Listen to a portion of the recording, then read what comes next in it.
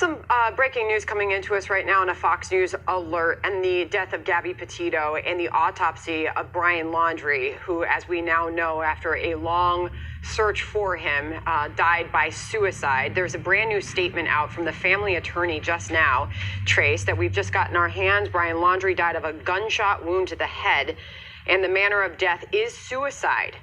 Obviously, there are questions about whether or not he could no longer survive as long as he was on the run there, or whether this was a self-inflicted gunshot wound. We did not know, but the full statement says that Chris and Roberta Laundrie have been informed the cause of death was a gunshot wound to the head, and the manner of death was suicide. Chris and Roberta are still mourning the loss of their son and are hopeful that these findings bring closure to both families, Trace. And it brings up questions about what did Chris and Roberta know? They knew their son was going out to that preserve. They knew their son was out there for a couple of days. They went and got the car. Did they know he had a gun? Did they know he was intent on doing harm to himself?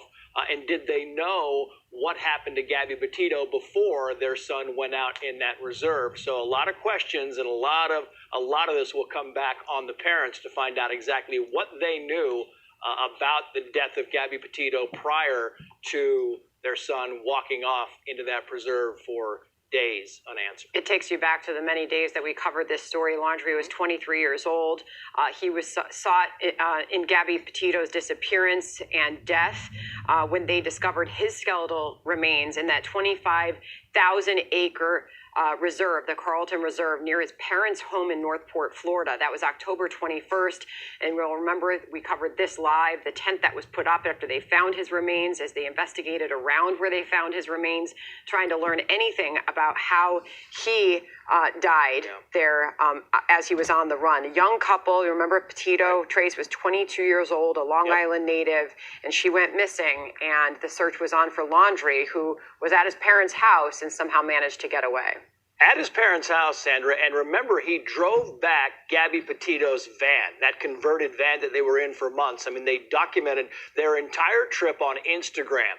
And when Brian Laundrie came back to Florida, he was in Gabby Petito's van. And the first question you would think, the first natural question is, okay, where's Gabby? You've got her van. You have now driven across the country with her for 3 months. Where's Gabby? Brian Laundrie's sister, remember, she also saw her brother on 2 separate occasions and says that she never one time ever mentioned to him or asked him, hey, where's Gabby? You've got her van. Her van's now parked at mom and dad's house. Where is Gabby in all of this? And she says it just never came up, which, again, a lot of critics believe is hard to believe, considering that they were together, inseparable for a long time, and there was that history of violence. They had that altercation that police showed up to during their time in Moab, out in the West, and Gabby Petito was clearly distraught after that encounter, and there was there's some reasoning there that maybe these two, there were some kind of physical altercations that had been a bit of irregularity in their relationship over the years. Remember, high school sweethearts who became, boyfriend, girlfriend afterwards, and decided to make this trip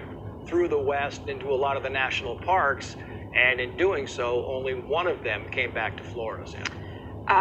Sole suspect in the death of Long Island native Gabby Petito died of a gunshot wound to the head, Brian Laundrie. The family lawyer has just confirmed this a few moments ago. That's the breaking news. Our own Phil Keating will join us in a few short moments on that, as word just came in from the family attorney, as both those families continue to mourn the loss of their loved ones.